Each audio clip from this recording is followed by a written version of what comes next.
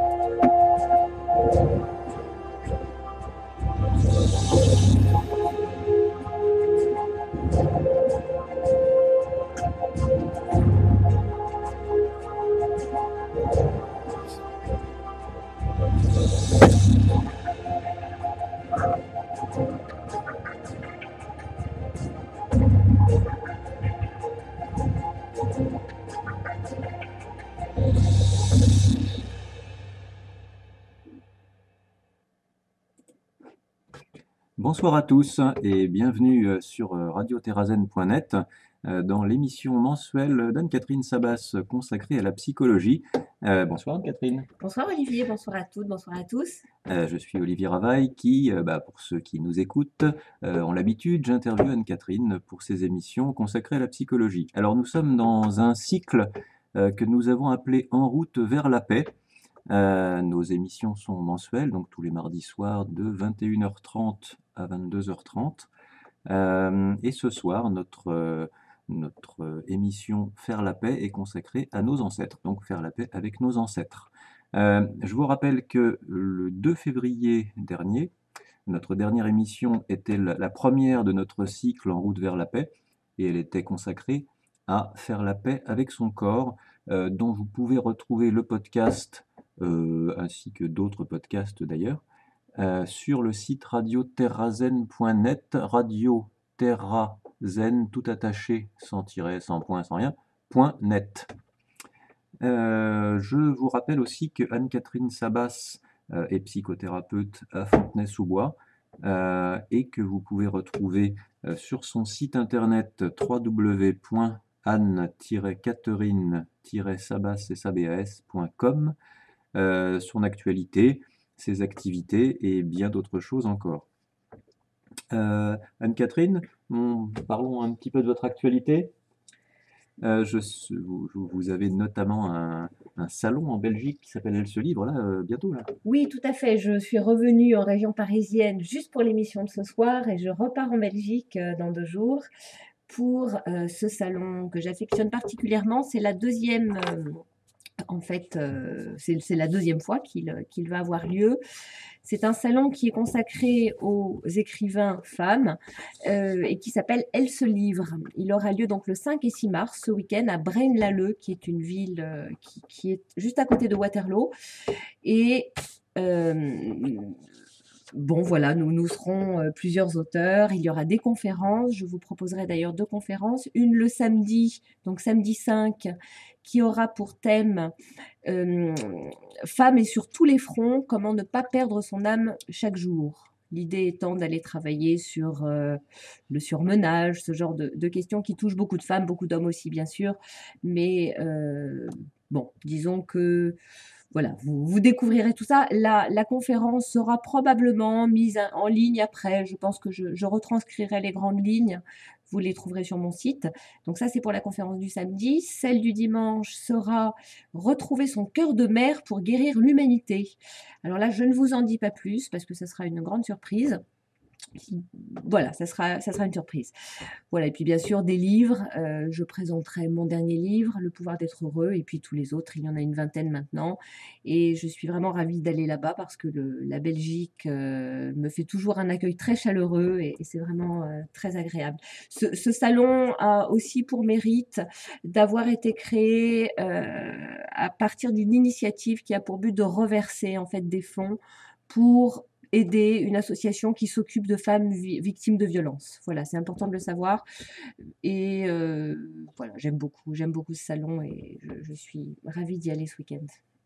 Alors pour terminer avec ce qui est de l'ordre de l'agenda, Je vous signale dès maintenant que notre émission prochaine, qui fait partie donc du cycle En route vers la paix, sera le mardi 5 avril, hein, c'est toujours le premier mardi de chaque mois, hein, mardi 5 avril de 21h30 à 22h30, et nous aborderons le thème Faire la paix avec son travail.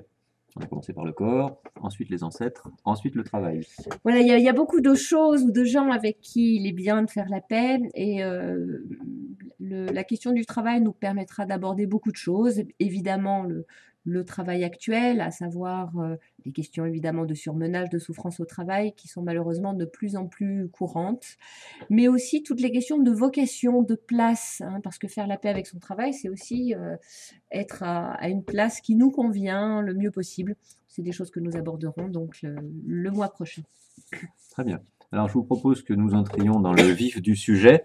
Le titre de notre émission de ce soir est donc Faire la paix avec nos ancêtres. Alors, en préliminaire, en quelque sorte, est-ce que, Anne-Catherine, dites-nous pourquoi ce titre, Faire la paix avec nos ancêtres, ancêtres étant un mot qui peut vouloir dire pas mal de choses. Alors, pourquoi ce titre? Alors déjà parce que ce cycle, comme vous l'avez expliqué Olivier, a pour thème, pour titre, En route vers la paix. J'ai voulu, en choisissant ce thème qui est évidemment très général, nous offrir des possibilités d'aller parler de choses diverses, aller bien, puisque c'est quand même le but de la psychologie et de la psychothérapie, aller bien ou en tout cas aller mieux, c'est pacifier notre rapport à nous-mêmes, pacifier notre rapport aux autres et nous acheminer peu à peu vers la réconciliation avec la plupart, sinon tous, des domaines de notre vie. Et un des domaines importants, bien sûr, c'est nos ancêtres, parce qu'ils nous ont fondés.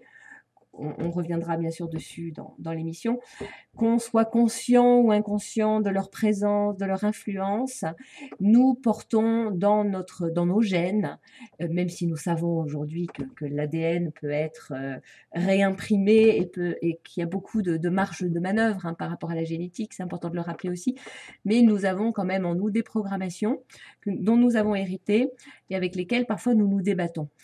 Les ancêtres, il faut savoir que dans certaines cultures, et je pense en Asie en particulier, il est courant, normal, et ça serait même très bizarre si vous ne le faisiez pas, d'avoir chez soi ce qu'on appelle un autel des ancêtres, parce qu'on a compris depuis longtemps que la paix et la prospérité dans notre vie, et quand on parle de prospérité, on ne parle pas évidemment seulement de prospérité financière, ça c'est un des aspects de la prospérité. La prospérité, c'est la santé, c'est le bonheur, c'est l'amour, c'est l'harmonie avec nos proches.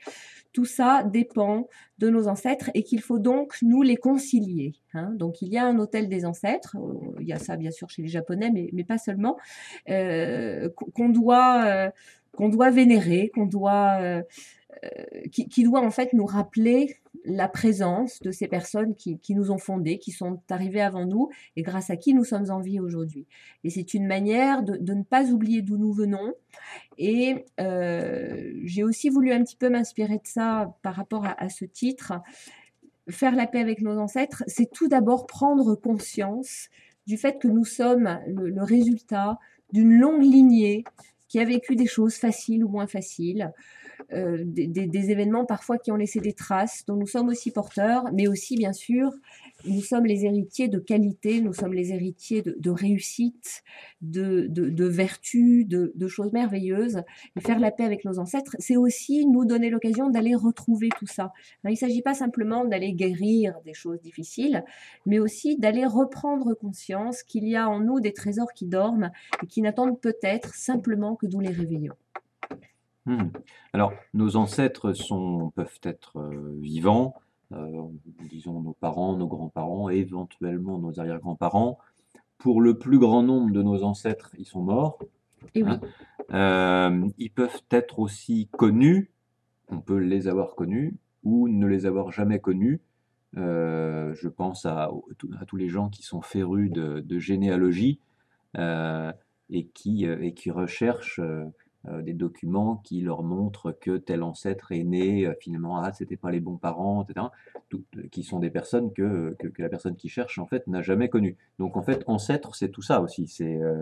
Est-ce qu'on peut dire que quand on appelle ancêtre là, on va parler de ce qui est notre arbre généalogique, au moins dans un premier temps? Oui, tout à fait. Je crois que il y aurait évidemment, on pourrait faire une émission sur chaque membre de la famille, le père, la mère, les frères, les sœurs, les grands-parents, etc.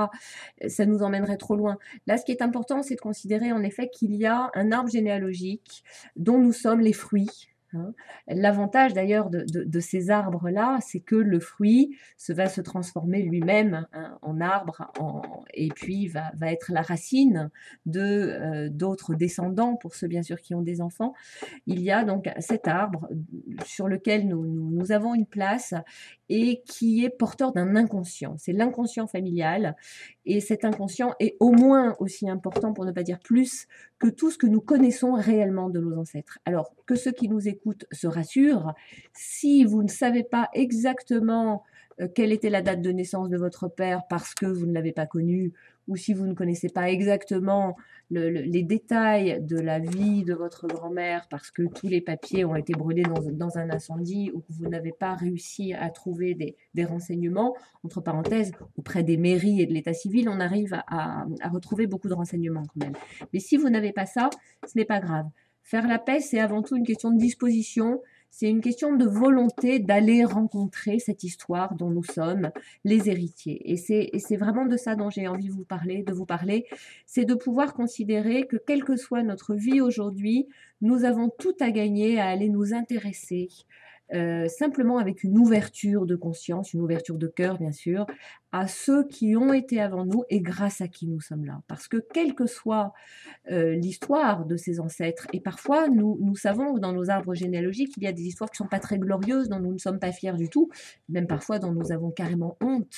Quelles que soient ces histoires, il y a un moment, un ovule qui a rencontré un spermatozoïde, ou plutôt l'inverse, un spermatozoïde qui est allé rencontrer un ovule et qui a créé une petite graine, vous connaissez l'histoire, et un enfant qui est peut-être votre père ou votre mère, etc., etc., et grâce à qui aujourd'hui vous êtes là.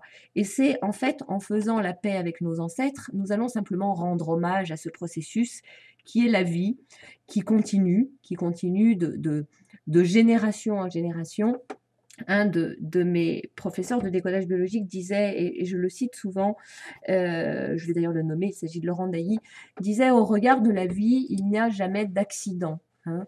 Vous avez été à un moment donné le fruit d'une rencontre entre deux cellules, et il y a eu assez d'amour pour que cette cellule puisse se développer et qu'aujourd'hui vous soyez là à écouter cette émission. Ça me rappelle Einstein qui disait « Dieu ne joue pas au dé ». Hein.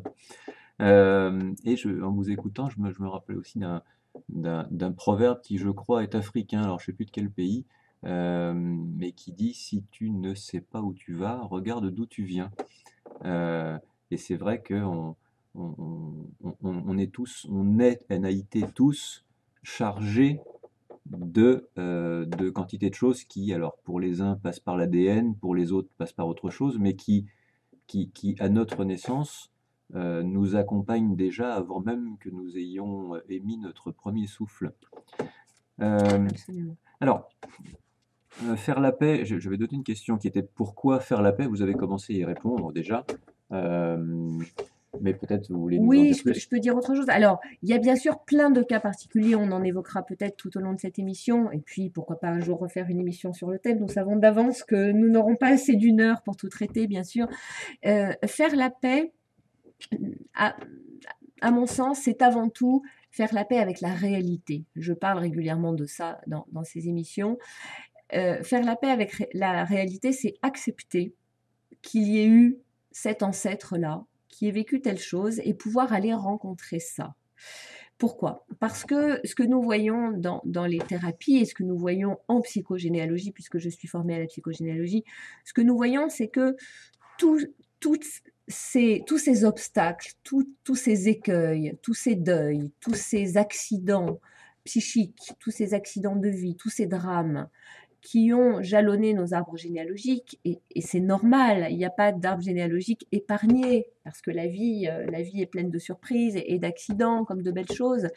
Toutes ces choses qui n'ont pas été pacifiées, et pacifier veut dire que le travail de guérison, de deuil n'a pas été fait, toutes ces choses-là vont agir en nous comme des fantômes, vont agir comme des blocages. Imaginez que cet arbre, nous prenons l'exemple d'un arbre, hein, vous savez tous ce que c'est qu'un arbre.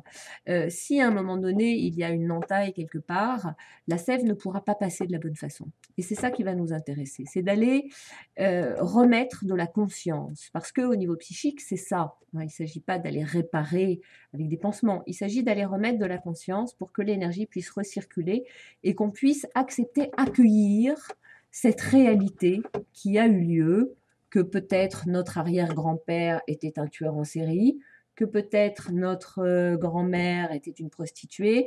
Je me souviens d'un groupe de thérapie il y a des années où une de mes patientes cherchait dans l'assemblée, on travaillait donc en psychodrame, et elle cherchait dans l'assemblée quelqu'un pour jouer le rôle de sa grand-mère prostituée. Et en fait, personne ne voulait jouer ce rôle. Et à un moment donné, elle a osé se tourner vers moi et j'ai joué ce rôle-là. Et c'était extrêmement bouleversant. C'était vraiment magnifique. Et ça a été très, très positif pour elle.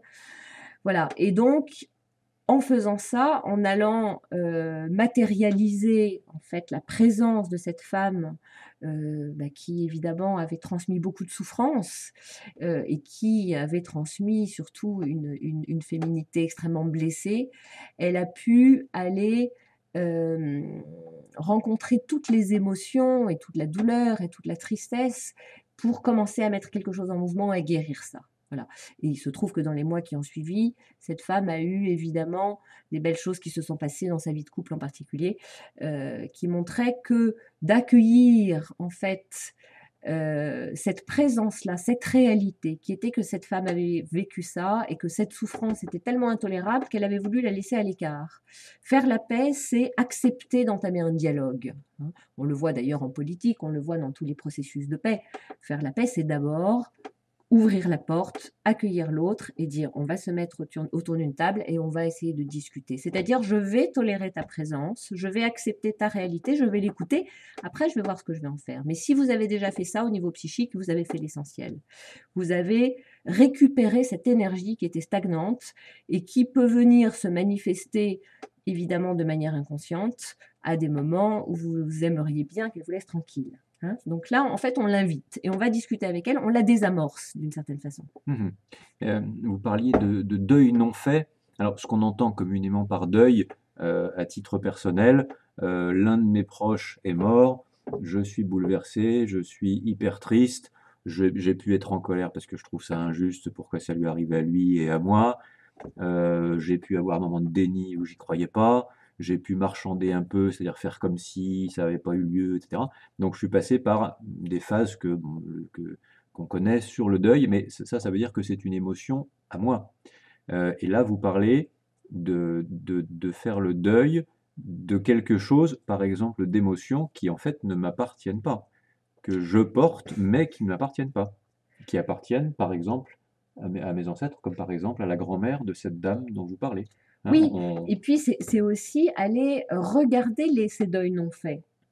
C'est-à-dire que dans notre arbre généalogique, il y a des gens qui ont vécu des choses horribles et qui n'ont pas fait le deuil de certaines choses. Alors, un exemple, une personne, par exemple, j'ai quelqu'un en tête, une personne, par exemple, qui a perdu son premier amour, ouais. qui, je crois, est mort d'une leucémie, et tant qu'elle n'avait pas... alors, elle n'a pas fait le deuil, et ses descendants n'ont jamais pu réussir à vivre une relation harmonieuse dans leur vie conjugale Ouais. jusqu'à ce que l'une des deux accepte d'aller regarder un peu ce qui se passait dans son arbre généalogique et comprenne que finalement, il y avait une trace dans l'arbre généalogique de cet amour impossible qui faisait que l'amour possible, la personne ne le voyait pas. Alors, on peut C'est imaginer... un exemple, j'en ai d'autres. Non, mais c'est intéressant les exemples, justement. On peut imaginer que par exemple, s'agissant de cette femme qui avait perdu un amour d'une leucémie, on peut imaginer que à ses enfants, elle avait transmis, sans évidemment s'en rendre compte, des retenues, des peurs, des émotions, des obstacles en quelque sorte, que les enfants ont intégrées sans s'en rendre compte et qui font qu'ensuite, eux, ont à leur tour du mal à vivre une relation amoureuse. Donc là, on est dans la transmission qui est, j'allais dire, comportementale en quelque sorte, pardon. Oui, Hein. oui, oui. Mais dans notre émission, là, nous parlons aussi de deuil d'émotions qui ne nous appartiennent pas, avec lesquelles on a pu ne jamais être en contact. On parle aussi de ça. Par exemple, mon arrière-grand-père qui porte je sais pas quoi, qui fait que moi, ça me handicape pour tel et tel aspect. Bon, je ne l'ai jamais connu. Et néanmoins, je peux quand même porter quelque chose de lui sans jamais avoir été en contact avec lui. Oui, et c'est Vous pour voyez, ça. Oui, oui. je sépare les deux cas parce qu'il n'y a pas forcément besoin d'avoir été en contact Ah oui, avec oui, l'ancêtre. absolument. Mais l'exemple que je vous donnais tout à l'heure, c'est quelqu'un, la personne a été, oui, elle a été en contact, mais elle a su l'histoire de sa mère après sa mort. Ah, ok. Hein. C'est-à-dire qu'en fait, Oui. elle a appris après sa mort que sa mère avait vécu toute sa vie, en fait, dans une impossibilité d'incarner finalement l'amour, puisque pour elle, l'amour, c'était la mort, c'était quelque chose qui n'était pas vivable, en fait. Voilà. Est-ce que j'ai répondu à votre question? Oui, c'est ça. Et du coup, les influences que peuvent avoir nos ancêtres, puisqu'on parlait de deuil non fait, ça peut être des influences qui ont soit été transmises de visu ou de vécu, par exemple, entre mère et enfant. Et ça peut Oui. aussi être, et c'est un peu aussi le cœur de notre sujet, des influences qui ont été transmises de l'arrière-grand-père dans l'arbre généalogique, et finalement l'arrière-petit-fils trinque, alors même qu'il n'a jamais été en contact avec son arrière-grand-père. Alors on peut dire oui, mais peut-être que l'arrière-grand-père a été en contact avec le grand-père, donc lui a transmis des choses concrètes, Oui, qui a de toute transmis à façon, la bien mère, sûr, etc. bien sûr. Alors probablement cette transmission existe, cette transmission concrète et comportementale, mais le résultat est que parfois il faut remonter à l'origine d'une chaîne dont les maillons sont plus là en fait. Oui, et c'est pour ça qu'on ne peut pas toujours faire des cas particuliers. Hein. C'est un petit peu ce que je disais en début d'émission, c'est qu'il y a toujours des éléments qui nous manqueront. C'est-à-dire que même si vous arrivez à retracer dans les grandes lignes la vie de vos ancêtres sur 2 ou 3 générations, vous n'aurez jamais de vision exacte de ce qu'ils ont vécu intérieurement, d'une part, et puis d'autre part, vous ne pourrez pas remonter au-delà. C'est pour ça que faire la paix avec nos ancêtres, c'est avant tout, je vous disais tout à l'heure, une question de disposition, d'être prêt à accueillir. Et accueillir, c'est quelque chose qui se passe vraiment au niveau de la posture intérieure. Accueillir cette réalité que nous sommes porteurs de certaines choses et que peut-être, en effet, il y a quelque part un arrière-grand-père qui nous pose problème. Nous n'aurons jamais d'ailleurs, nous aurons rarement la confirmation exacte, hein, parce que tout ça, ce sont des ressentis. C'est-à-dire que même si vous avez eu un arrière-grand-père tueur en série, c'est l'exemple que je prenais tout à l'heure, il y a probablement, et heureusement d'ailleurs, dans l'arbre généalogique, parmi les descendants, des gens qui ne sont absolument pas touchés par ça. Ça veut dire que nous faisons quand même des suppositions. Mais ces suppositions nous amènent à décréter, et je crois qu'il y a vraiment une question de posture et de volonté, décréter que quoi que nos ancêtres aient fait, nous pouvons décider de faire la paix avec leur histoire, nous pouvons décider de faire la paix avec leurs drames, avec leur deuil, avec leurs erreurs, avec leurs trahisons, avec toutes ces choses dont nous ne sommes pas fiers, pour arriver, nous, à pouvoir faire un pas de côté. Parce que le problème, c'est que tant qu'on n'a pas fait cette paix et qu'on n'a pas décidé de le faire, on reste accroché à quelque chose. Oui, et il se peut qu'on bute toujours sur le même caillou. Et oui, et on peut passer 20 ans en thérapie à parler de l'arrière-grand-père, à un moment donné.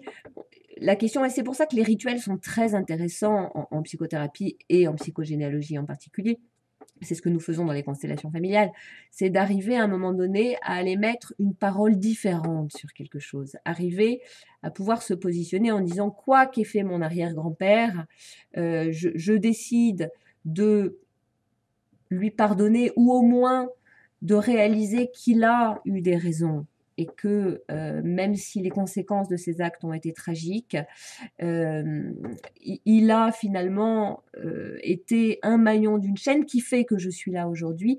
Et rien que ça, je peux l'honorer et décider, moi, de mener ma vie différemment. Et tant que nous n'avons pas fait ce chemin, nous allons ou être dans un mimétisme par rapport à quelqu'un, ou alors être dans une réactivité, c'est-à-dire dans une opposition. Hein. C'est les... un de mes psys m'a rendu un grand service un jour en me disant « Ah là là, vous avez passé tellement de temps à essayer de ne pas ressembler à votre mère. » Et ce jour-là, ça m'a libérée. Je me suis dit « Mais oui, mais finalement, de toute façon, sur certains côtés, je vais lui ressembler. Alors laissons tomber ça. Je peux accueillir que sur certains côtés, je lui ressemble et je peux accueillir aussi qu'il y a des choses que je n'ai pas envie de vivre quand même. Mais ça, c'est mon choix. Hein. Alors oui, ce que vous disiez qui est soit en mimétisme, soit en réaction, me fait penser à ce qu'en analyse transactionnelle, on appelle l'adaptation. Hein, Oui. l'adaptation rebelle ou l'adaptation soumise. Et ce qui est intéressant, c'est que l'adaptation, la plupart du temps, on l'associe à la soumission. Mais en fait, la rébellion, autrement dit le fait de vouloir faire le contraire, est aussi une adaptation, parce qu'il faut d'abord avoir le modèle pour pouvoir l'enfreindre. Et que si on n'a Voilà. pas le modèle, on ne peut pas enfreindre. Mais Voilà, donc si, c'est aussi une adaptation. mais en fait, tant qu'on reste à ce niveau-là, c'est qu'on n'est pas vraiment allé rencontrer la Tout à fait. personne dans son essence. Tout à fait. Je reprends l'exemple de ma patiente là, dont la grand-mère s'est prostituée. C'était vraiment extrêmement bouleversant parce que en allant mettre en scène cette femme qu'elle a connue quand elle était petite et qui l'a beaucoup marquée, on est allé au-delà de cette image et de tout ce que ça a pu engendrer et transmettre comme honte dans la famille. On est allé rencontrer une femme qui était meurtrie, une femme qui était blessée, une femme qui n'avait pas eu d'autre possibilité que celle-là pour réussir à survivre, etc. Et donc, on est allé vraiment vivre une rencontre avec de l'humain, tout simplement. Et à partir de ce moment-là, à partir du moment où on décide vraiment d'aller rencontrer quelque chose, on peut s'en dissocier. C'est ça le paradoxe dans la psychothérapie. C'est que si vous acceptez d'aller rencontrer une émotion, d'aller entendre ce qui se joue derrière cette histoire, qu'est-ce que la personne a pu vivre réellement dans son cœur, dans ses tripes, qu'est-ce qu'elle a vécu, elle devient humaine, elle devient réelle, et là, vous pouvez vous en dissocier. Tant qu'on reste au niveau du jugement, on est dans quelque chose qui est complètement collé, en fait, qui est, comme vous disiez, de l'adaptation. Mmh. Alors, qu'est-ce qui, en tant que thérapeute, je vous écoute et puis je me disais, au fait, toutes les branches de la psychologie ne sont pas forcément ouvertes à, cette approche qui est qu'un ancêtre inconnu peut nous influencer, quoique j'ai l'impression que la psycho en général maintenant s'ouvre de plus en plus aux influences familiales. Qu'est-ce qui fait que dans votre cabinet, lorsque quelqu'un vient vous voir en tant que patient, qu'est-ce qui fait, par exemple, que vous avez la puce à l'oreille, que vous avez une intuition que peut-être il faudrait explorer une piste du style ancêtre, plutôt que l'ici et maintenant seulement avec la personne? Alors, en général, l'ici et maintenant nous renseigne beaucoup sur l'enfance de la personne et sur ce qu'elle traîne dans son arbre généalogique, évidemment, parce que le résultat de notre vie aujourd'hui est une photo assez fidèle de ce que nous avons réglé et ce que nous n'avons pas réglé. Chaque fois que nous dépassons quelque chose et que nous apaisons, que nous cicatrisons quelque chose par rapport à notre arbre généalogique, c'est une partie de vie qui se remet à circuler. Donc déjà, il suffit de voir nos vies actuelles. Avec le présent, on a assez à faire. Mais pour répondre un peu plus précisément à votre question, la plupart des patients, surtout quand ils vont voir un psychothérapeute, quand ils vont voir des thérapeutes des thérapeutes, et souvent avec l'idée d'ailleurs qu'en 3 séances tout va être réglé et voilà, bon, ce qui parfois arrive, enfin tout non, mais beaucoup de choses peuvent être réglées en 3 séances Là, vous parfois. parlez de thérapie plus comportementale, par exemple? Oui, et puis bon, de nos jours, il y a plein de thérapies dont certaines sont extrêmement valables, Mmh. mais qui ne s'intéressent pas trop à l'inconscient. C'est ça. Oui, Voilà, oui, des thérapies comportementales, voilà. par exemple, qui visent à à diminuer les symptômes. Voilà, c'est ça. Voilà. Hein, et les symptômes sont toujours le résultat d'une cause. Et évidemment, plus vite on va connaître la cause, plus vite, comme j'ai expliqué tout à l'heure, on va pouvoir aller dénouer quelque chose. Alors, la plupart des patients arrivent et nous parlent évidemment de leur enfance dès la première séance. Alors voilà, dans les grandes lignes, mon père, ma mère, mes frères, mes sœurs, etc. Et puis après, on va creuser. Et puis, dans les séances qui viennent, d'eux-mêmes vont parler, bah tiens, il y a eu tel événement important. Mon arrière-grand-père, toujours lui, s'est pendu. Ma grand-mère maternelle est morte en couche, etc., etc. Donc, on va recenser des points importants. S'ils ne le font pas, en effet, moi, je pose la question quand je sens qu'il y en a besoin. Alors, comment je le sens? En général, d'une part, c'est que la personne me laisse l'espace pour le faire, hein, parce qu'il y a des fois des thérapies, je pense à quelqu'un en particulier, où pendant 5 ou 6 séances, on a de quoi faire avec juste un événement qui s'est passé quand la personne avait 12 ans. Et là, il n'est même pas question d'évoquer quoi que ce soit d'autre parce qu'il y a quelque chose de très très important là qui doit être soulagé, qui doit être guéri, qui doit être dénoué. En revanche, si il y a l'espace et un vrai questionnement, je vais en général demander. Et je demande parce qu'à un moment donné, la personne est dans une impasse. Alors, je l'ai peut-être déjà raconté à l'antenne, cette histoire, mais je vais la re-raconter. Il s'agit, ça date d'au moins 10 ans, une de mes patientes italiennes qui du jour au lendemain, vous m'arrêterez Olivier si j'ai déjà raconté, qui du jour au lendemain a eu un problème pour monter dans le train et le métro. Je n'ai pas raconté ça à l'antenne, non. Non, je m'en souviens Alors pas. c'est peut-être sur une autre radio que je l'ai raconté. Voilà, du jour au lendemain, impossibilité de prendre le RER, le métro, et pour aller travailler, c'était un gros problème. Alors elle vient me voir, elle veut faire de la sophrologie. Et puis, on fait des séances et ça va un petit peu mieux. Alors, j'ai oublié de préciser qu'en fait, elle arrivait presque plus à sortir de chez elle, hein, cette femme, au moment où elle est venue me voir. Et petit à petit, les choses s'améliorent. Elle arrive à reprendre le bus, à sortir de chez elle, à aller faire ses courses, etc. Et moi, je considérais que c'était un échec. C'est-à-dire que à chaque séance, j'essayais de la convaincre d'aller voir quelqu'un d'autre. Et elle voulait absolument pas, elle voulait rester, ça avançait, pour elle, ça avançait, etc. Et moi, je sentais bien qu'on butait sur un gros truc et impossible de trouver. Alors, on a commencé à faire de l'arbre généalogique. Et papa, et maman, et papy, et mamie, etc., etc. Et rien du tout n'émergeait. Et elle a été contente, ça avançait, et moi, j'étais pas contente du tout. Pour moi, ça n'avançait pas suffisamment. Et Je me permets de vous arrêter en cours de route. Quand vous dites pour elle ça avançait, pour vous ça avançait pas, c'est intéressant pour les gens qui suivent une thérapie d'avoir le point de vue d'un thérapeute. Euh, Quand elle dit pour elle ça avançait, ça veut dire elle que... allait mieux. Elle allait mieux. Elle reprenait un petit peu de latitude dans ses mouvements. Ouais. Mais moi, je considérais qu'il y avait encore un problème par rapport à ce métro et ce RER. Elle n'arrivait pas encore à mettre les pieds dedans. Ou alors, il fallait qu'elle demande à un de ses collègues le matin de l'attendre en bas de chez elle, qu'elle prenne le RER avec lui, mais après avoir pris un anxiolytique. C'était tout un rituel très compliqué et ça lui était arrivé du jour au lendemain, en fait. Voilà, donc Et pour moi, il y avait encore quelque chose qui devait être dénoué et nous n'arrivions pas à mettre le doigt dessus. Et donc, nous avons interrogé l'arbre généalogique, etc., etc., jusqu'au jour où, à un tiers de la séance, elle me dit « Ah oui, puis je ne vous ai pas parlé de ma tante qui a été déportée. » Et là, moi, j'ai les poils qui se dressent, je suis glacée et je lui dis déportée dans un train. Mais oui, je lui dis, et j'ai l'image du train qui se ferme en fait. Et je lui dis, votre tante, quoi? Et elle n'avait pas du tout compris, elle, en fait. Et elle a dû voir à mon visage, je devais être livide, en fait, que quelque chose se passait. Et je lui ai demandé de répéter. Et là, quelque chose s'est passé. J'ai dû lui dire, mais enfin, elle a été déportée comment, votre tante? Comment?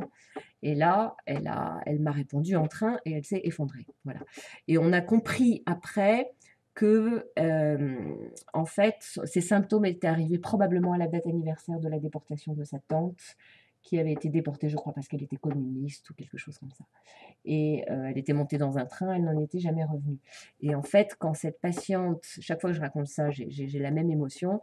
Quand cette patiente est sortie de mon cabinet ce jour-là, elle m'a laissé un message 1 heure après en larmes en me disant qu'elle était rentrée en RER. Voilà. Ça fait partie des choses qu'on n'oublie pas.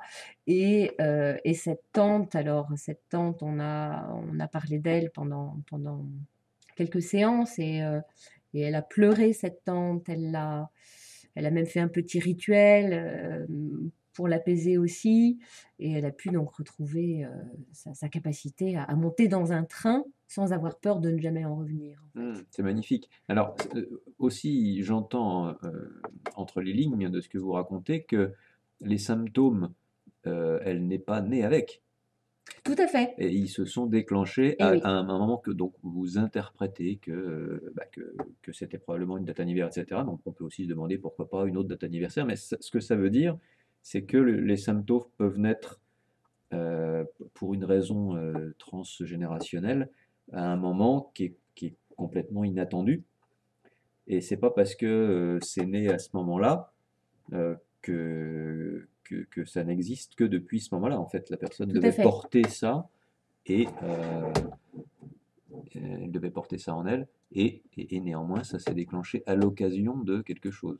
Voilà, et il y a d'ailleurs parfois dans des arbres généalogiques, je pense à une personne en particulier aussi, il y a ce qu'on peut appeler comme ça, quand on voit ça de l'extérieur, des espèces de malédictions, hein, où il y a un garçon qui meurt à 27 ans, hein, ou je sais pas, des femmes dont le premier bébé est handicapé ou des choses comme ça. Et ça, c'est pareil, c'est des choses qu'il faut aller rencontrer. Et les rencontrer, c'est simplement accepter d'aller rentrer en contact avec cette histoire, accepter émotionnellement d'aller pleurer finalement ce qu'il y a à pleurer, accepter de ne pas laisser cette émotion effroyable en dehors de notre champ de conscience, parce que si on la laisse en dehors de notre champ de conscience, qu'est-ce qu'il se passe? Elle bascule dans l'inconscient et c'est là où elle est plus forte que nous. Hein. Donc il s'agit d'aller accepter de rencontrer la souffrance de l'autre. Parce qu'il n'y a que comme ça qu'on peut la désamorcer. Alors, nous sommes un peu plus de la moitié de notre émission. Pour les auditeurs qui nous prendraient en cours de route, je vous rappelle qu'on est avec Anne-Catherine Sabas, je suis Olivier Ravaille sur Radio Terrazen, et nous sommes dans notre cycle consacré à la paix, en route vers la paix, et nous parlons ce soir de faire la paix avec nos ancêtres. Je vous rappelle le site d'Anne-Catherine, www.anne-catherine-sabas.com, sur lequel vous retrouvez ses activités, son actualité dont nous avons parlé tout à l'heure, notamment un salon en Belgique ce week-end, un salon d'écrivains, le salon Elle se livre en Belgique. Alors Anne-Catherine, reprenons notre conversation sur faire la paix avec nos ancêtres.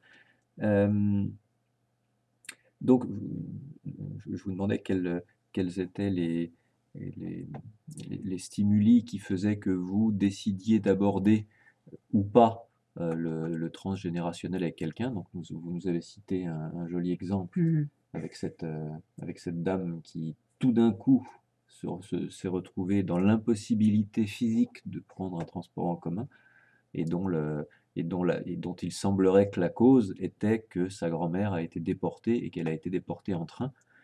Et la meilleure preuve que c'est ça, c'est que dès qu'elle en a pris conscience, elle a repris le métro instantanément. Oui. Dans cette deuxième partie d'émission, je vous propose qu'on aborde la question comment on fait. Donc nous avons parlé de faire la paix avec nos ancêtres, qu'est-ce que ça veut dire, pourquoi, etc. Qu'est-ce qui fait que vous décidez d'aborder le sujet avec les gens, avec les patients. Et maintenant, peut-être nos auditeurs se demandent comment on fait pour faire la paix avec nos ancêtres. Alors, il y a plusieurs possibilités. Et là encore, cela dépend si les ancêtres sont connus, inconnus, morts ou vivants. Et je crois que cette différenciation que vous avez faite en début d'émission est très importante et très juste. Hein. Il y a les ancêtres qui sont décédés. Faire la paix avec nos ancêtres, ça peut être aller nous réconcilier avec notre grand-mère ou notre père décédé, avec qui nous n'avons pas pu nous réconcilier de notre vivant. Et ce qui est formidable, c'est qu'on peut toujours le faire. Il n'est jamais trop tard pour le faire parce que c'est en nous que ça se passe. Il y a les ancêtres vivants, hein, nos parents, nos grands-parents, etc., connus ou inconnus. Je vais vous donner quelques petits exemples plutôt, hein, parce qu'il y a plein de choses possibles. Tout à l'heure, vous parliez de l'autel des ancêtres, oui, tout à fait. des cultures orientales, par exemple. Alors l'autel des ancêtres, ça c'est très intéressant.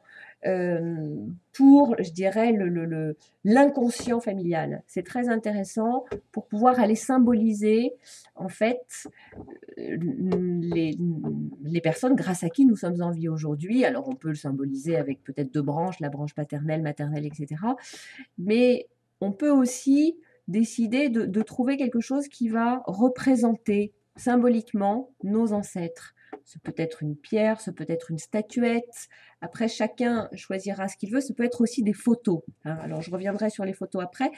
Mais avec cet autel, on va, je dirais, se mettre dans une disposition de pacifier avec tout le passé, toute l'histoire et finalement toute cette culture dont nous avons hérité, sans rentrer trop dans les détails. Donc ça, c'est une chose. Après, quand on veut travailler sur une personne en particulier, il y a bien sûr les photos des gens que nous connaissons, mais même ceux que nous n'avons jamais rencontrés.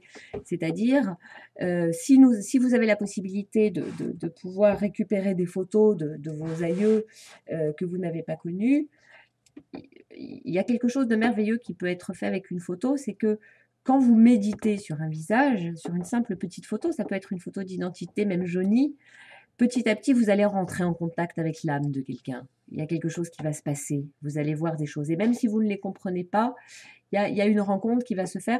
Moi, je propose souvent ça à mes patients. D'ailleurs, ils m'amènent parfois des photos et on fait cette rencontre ensemble. Et c'est très intéressant parce qu'il y a des intuitions après qui se conjuguent, qui font que petit à petit, on arrive à sentir qu'est-ce que cette photo veut nous dire, qu'est-ce que cette image à léguer à la personne, hein, pour pouvoir aller finalement enrichir le patient de quelque chose qui peut être aussi très intéressant. Et ce n'est pas que des défauts, des drames, hein, je le répète, il y a aussi des belles qualités.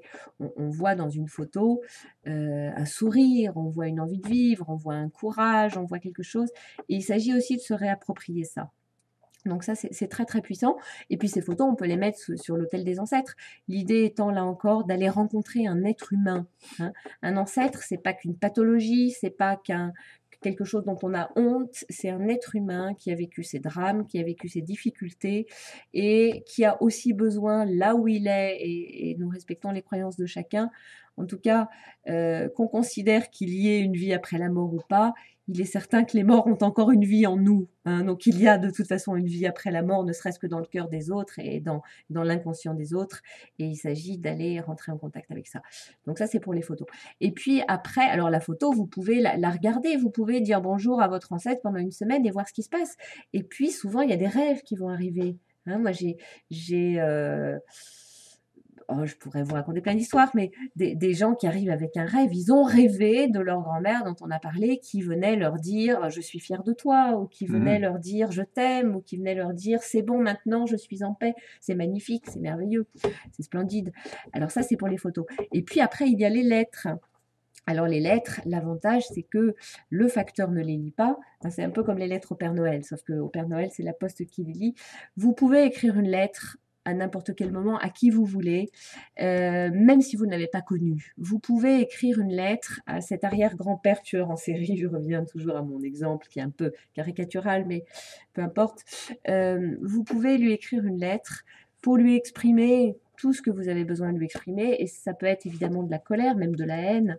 En tout cas, ça permettra là aussi de renouer un dialogue et de permettre qu'une énergie qui était bloquée puisse peu à peu se remobiliser et arriver finalement à se résoudre elle-même. Voilà, donc les lettres, c'est extrêmement puissant. Les lettres, on les amène en séance, et puis on travaille avec, et puis on en parle, et puis on laisse se dérouler en fait toutes les émotions qu'elles contiennent. Et petit à petit, on voit ces émotions se transformer au fil des séances. Et à un moment donné, on a tout dit à la personne et on peut être en paix avec elle. Voilà, ça c'est un exemple aussi. Et puis, il y a tout le travail symbolique. Je pense à une dame qui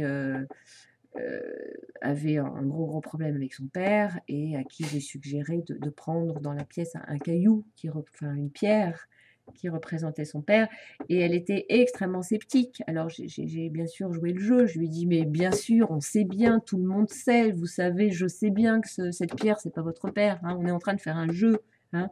Moi, je savais très bien où j'allais, évidemment. Mais bien sûr, on fait juste un jeu, ça n'a pas plus d'importance que ça. Mais en fait, au moment où elle a mis la main, où son doigt était en contact avec le caillou, elle s'est effondrée parce qu'en fait, son père lui manquait terriblement et il y avait plein de choses qu'elle n'avait pas réglées avec lui et elle a pu aller accéder à ça. C'est en fait son corps qui a saisi cette occasion de considérer qu'elle était dans un vrai contact. Donc, il a pu actualiser en fait toutes ses émotions. Et le fait d'utiliser un objet qu'on pourrait appeler, comment, je sais pas, transitionnel enfin bref, un objet Symbolique. symbolique qui représente quelqu'un, euh, peut-être il y a parmi nos auditeurs des personnes qui pourraient être sceptiques sur la foi d'un certain réalisme, hein, qui consisterait à dire non mais de toute façon on voit bien que c'est pas son père, etc.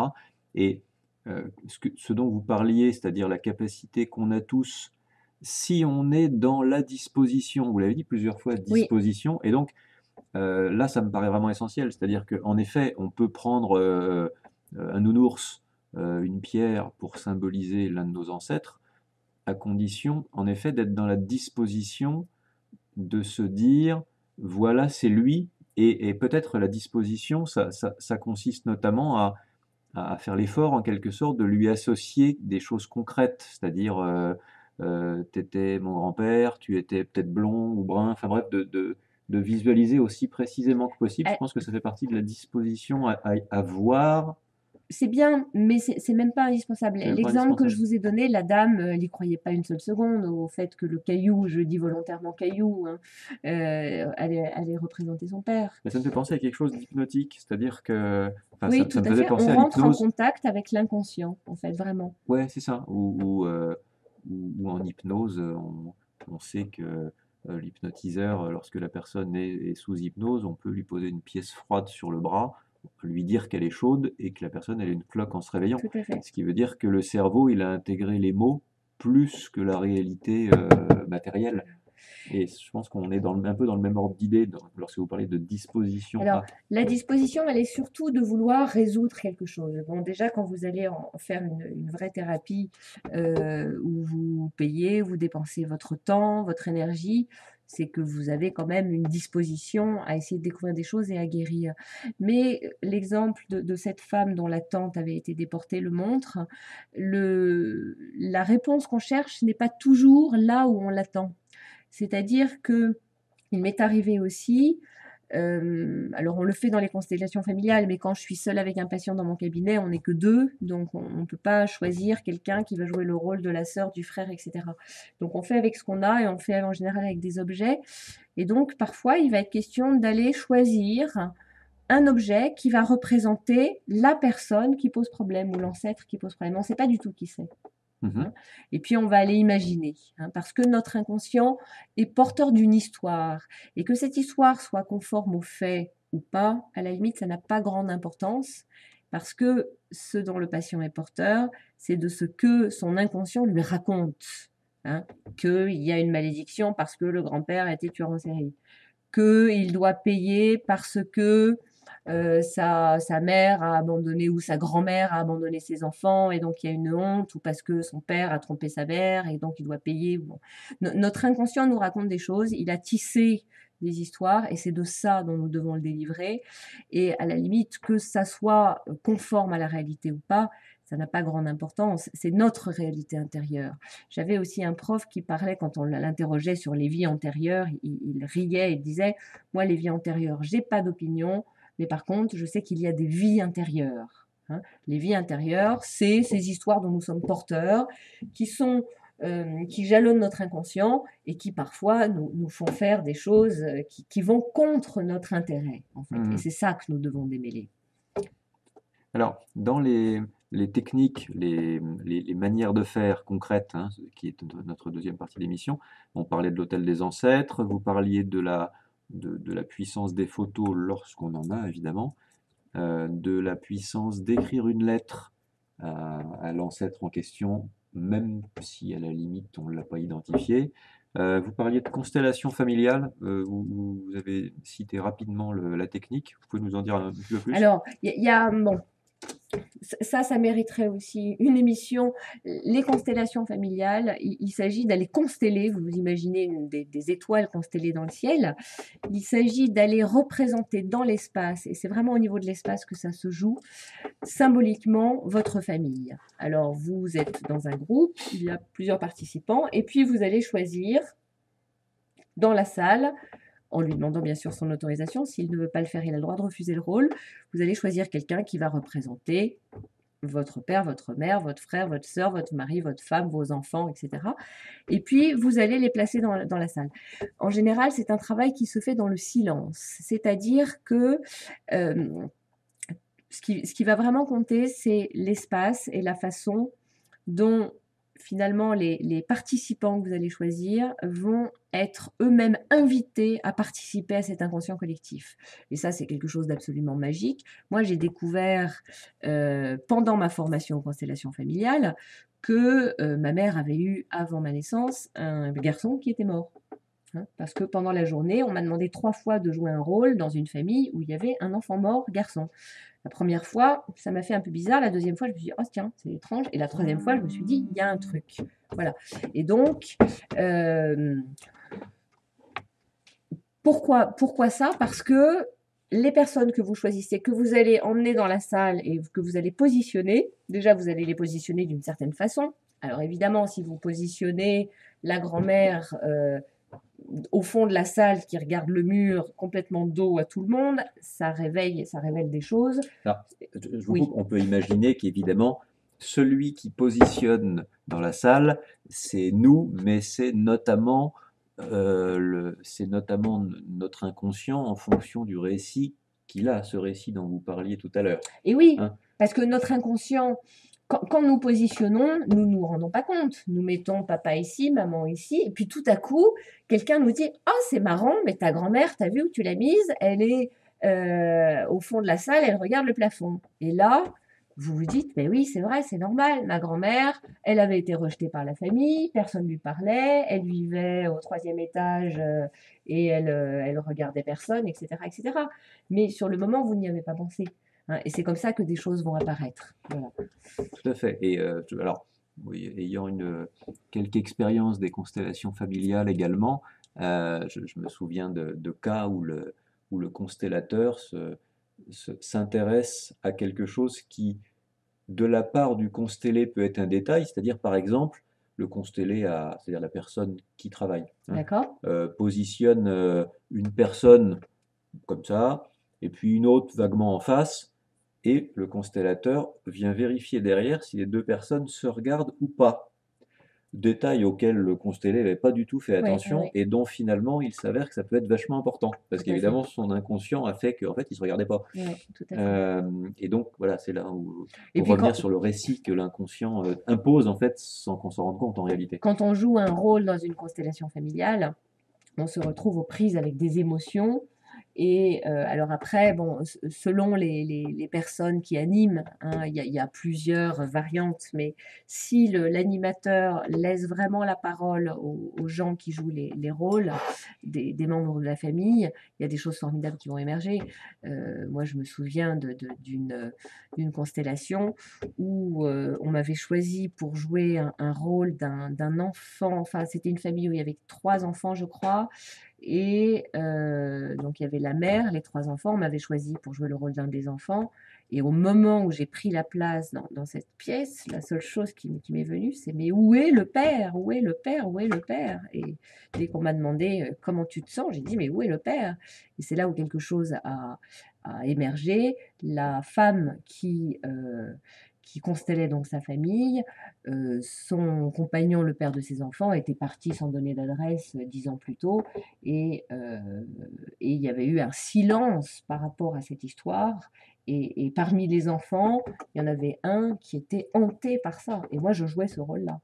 En quelque sorte, on pourrait dire que l'une des caractéristiques des constellations familiales, c'est le constellé, donc la personne qui travaille, place en quelque sorte intuitivement des personnes, désigne des personnes et les place pour jouer des rôles, Et ensuite, les personnes qui sont autour sont en état de lui montrer des choses que lui qui travaille n'avait pas vues à l'origine. Tout à Enfin, fait, il n'avait pas remarqué, et il se trouve que ce truc qu'il n'avait pas remarqué est d'une importance capitale, et du absolument. coup lui fait prendre conscience de. Voilà. Et lui montrer des choses par le positionnement dans l'espace, en effet, mais aussi par les émotions.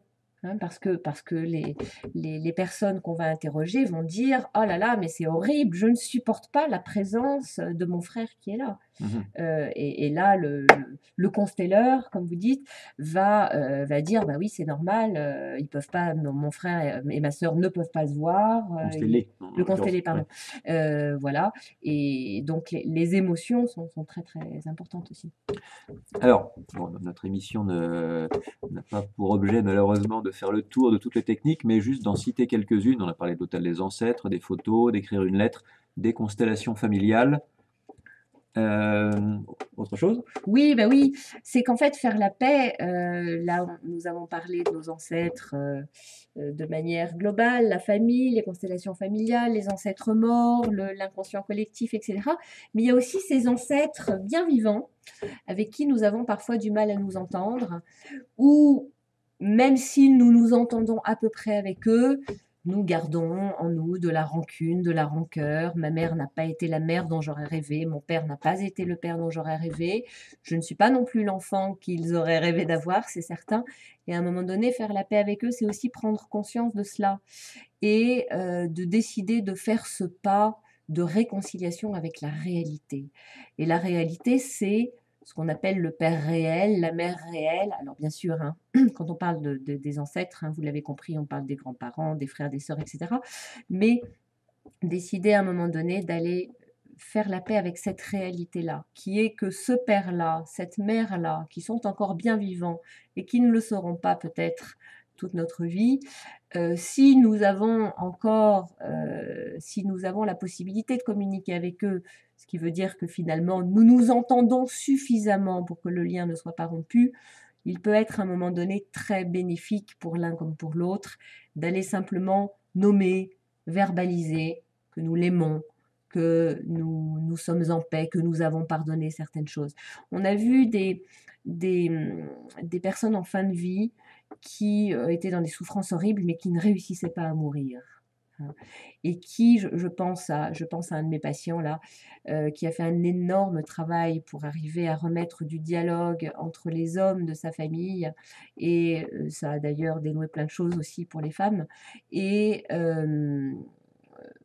il a réussi peu à peu à amener son père à avoir une relation bien plus intime, bien plus chaleureuse. Et il me racontait avec beaucoup d'émotion que les derniers temps de la vie de son père, où son père était très malade, il lui a dit, le monsieur l'a lu sur ses lèvres, il lui a dit de son lit d'hôpital: je t'aime, comme murmuré, comme chuchoté. Et c'était ça m'émeut d'ailleurs chaque fois que je repense à cette scène. Et c'était le résultat de ce long travail de pacification où cet homme avait fait ce qu'il fallait pour lui réussir à pardonner à son père, qui lui avait fait du mal, qui n'avait pas été un père parfait, qui avait fait du mal aussi à ses frères et sœurs. Et il a pu recevoir comme récompense, comme cadeau, comme gage de paix, justement, hein, cette déclaration que son père n'aurait jamais pu faire avant. Hein. Donc c'est aussi ça, faire la paix avec nos ancêtres, c'est profiter du temps, hein, où ils sont là pour faire ce qu'il faut, pour ne pas avoir besoin après d'aller leur écrire une lettre qui prendra des séances et des séances chez un thérapeute. Alors, je fais une parenthèse de type timing.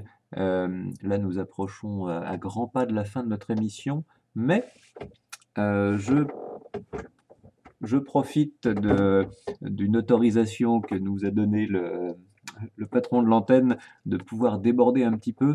Et là, je vous propose qu'on prenne encore 5-10 minutes, parce que j'ai encore des choses intéressantes à dire.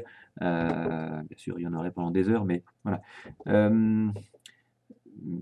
J'ai noté que dans les effets probables de faire la paix avec ses ancêtres, j'ai noté l'un roule pour les autres. Ce que je voulais dire par là, c'est que j'aimerais que vous nous parliez un peu du fait que sur une fratrie de 4 ou 5 frères et sœurs qui peuvent, par hypothèse, avoir des charges, transporter des choses par rapport à un ancêtre commun,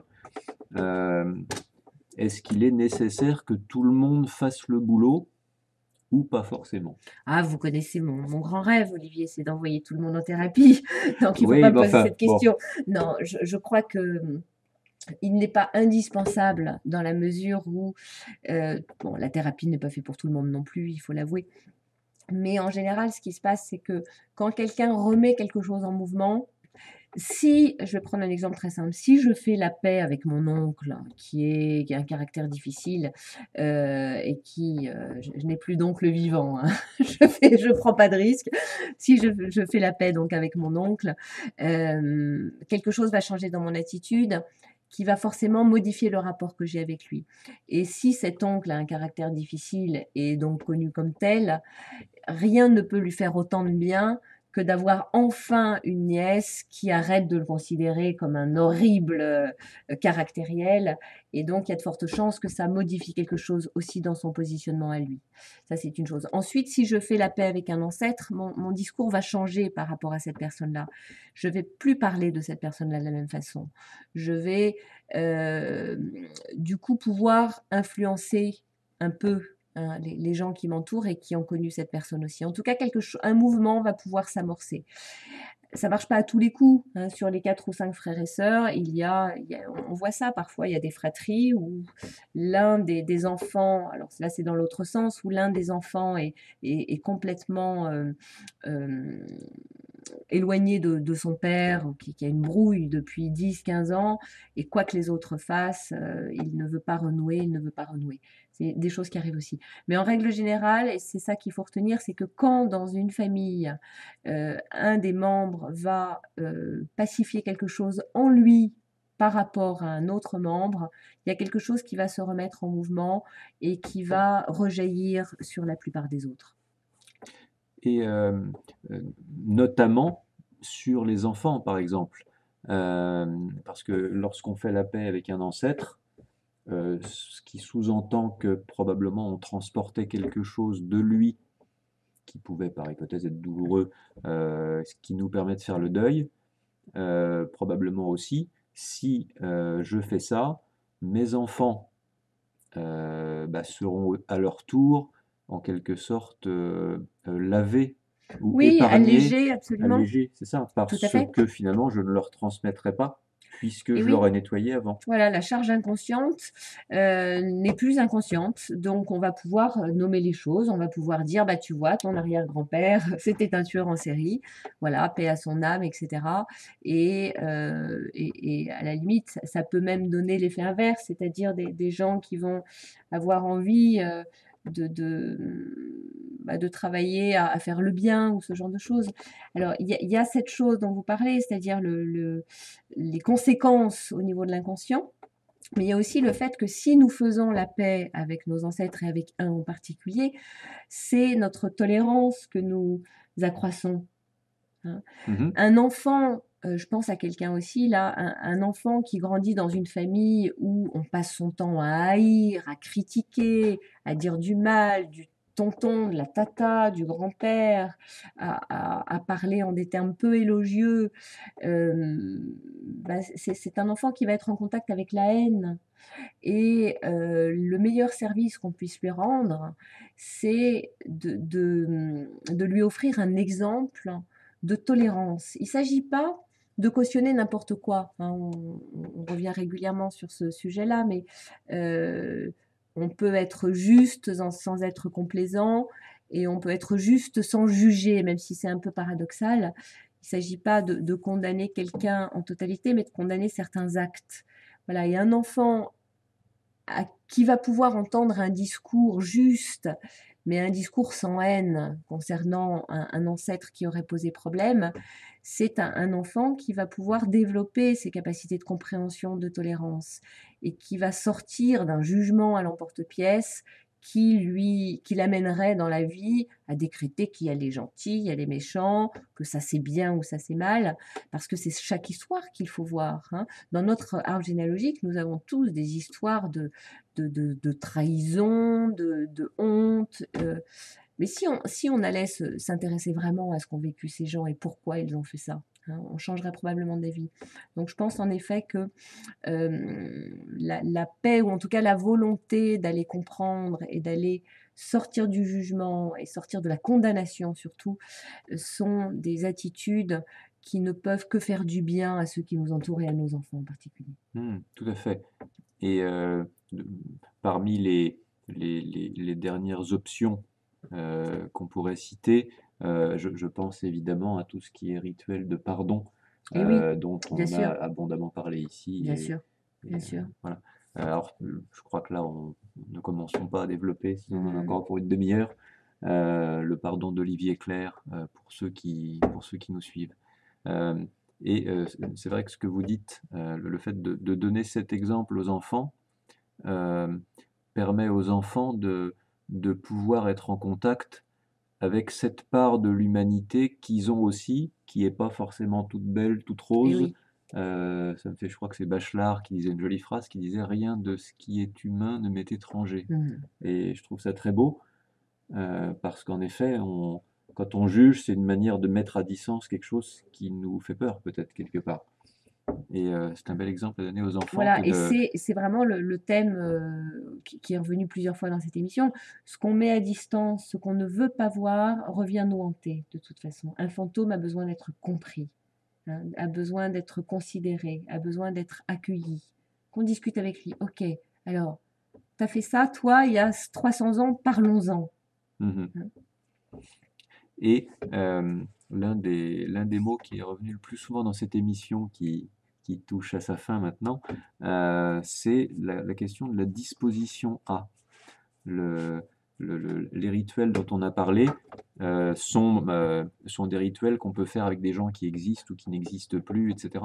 Mais le point commun, le, le- le- la condition sine qua non de tout ça, c'est d'être soi-même en disposition de faire la paix. Et oui, Hein. parce que, et je l'ai dit lors de notre dernière émission concernant faire la paix avec son corps, et je l'ai peut-être dit avant et je le redirai, est-ce que ça vous viendrait à l'idée de refuser votre main gauche parce que vous trouvez qu'un de vos doigts est tordu? Vous allez vous la couper et en mettre une autre à la place. Alors certaines personnes font ça, hein. Il y a des gens qui se font des scarifications, je ne sais plus comment ça s'appelle, des trucs pas possibles sur leur corps parce qu'ils ont un problème avec leur corps tel qu'il est. Mais globalement, si vous faites la paix avec vos ancêtres, vous faites tout simplement la paix avec tout ce sang qui coule dans vos veines. On voit parfois des maladies auto-immunes. On voit parfois des corps, des cellules qui se retournent contre elles-mêmes parce qu'il y a une honte ou il y a quelque chose que la personne n'a pas digéré de son héritage génétique. Faisons la paix avec ce que nous sommes ici et maintenant. Nous n'avons pas le choix, j'ai envie de dire. Nous allons être obligés de vivre avec ça. Hein. Et là-dedans, derrière cet horrible grand-père et cet horrible oncle et cette grand-mère, il y a aussi du bon. Il y a eu des moments d'amour, il y a eu des moments de beauté, il y a eu suffisamment de vie pour que vous soyez là ce soir. Hmm. Et finalement, en faisant ça, en rendant avec bienveillance, en quelque sorte, à César ce qui est à César, en l'occurrence à mon ancêtre ce qui lui appartient, loin de m'en éloigner, je m'en rapproche, puisque, je n'ai plus peur de cette chose dont on ne voulait jamais Mm. parler. Hein. Du coup, je rends à César, je me rapproche de mes ancêtres Voilà. et je fais la paix avec eux. C'est très beau. Alors, nous avons un peu dépassé, comme je vous avais prévenu tout à l'heure, mais je pense que voilà, les derniers mots que nous avons eus me paraissaient importants pour clore cette émission. Merci Anne-Catherine. Merci Olivier. Alors moi, je vais juste me faire plaisir Allez-y. et dédier cette émission à mes ancêtres, connus et inconnus, que j'aime et dont je reconnais l'importance. Et je les remercie d'avoir fait en sorte que je puisse être là avec vous ce soir. Gageons que Radio Terrazen est très très écouté au paradis. Je ne parle pas de Absolument. l'enfer, mais au moins au paradis. Ou en tout cas, là où ils sont tous. Ce qui nous fait beaucoup d'auditeurs d'ailleurs, et c'est super. Je vous propose que nous fassions la clôture de cette émission et vous donne rendez-vous le 5 avril, c'est bien ça, mardi 5 avril, pour notre émission suivante du cycle Faire la paix, qui s'appellera Faire la paix avec son travail. Je termine en vous rappelant que vous pouvez nous envoyer vos questions sur émission RTZ tout attaché, psychologie au singulier, @outlook.fr. Je répète, émission RTZ, du 6, psychologie au singulier, @outlook.fr, où vous pouvez nous adresser vos questions sur le thème de faire la paix avec son travail.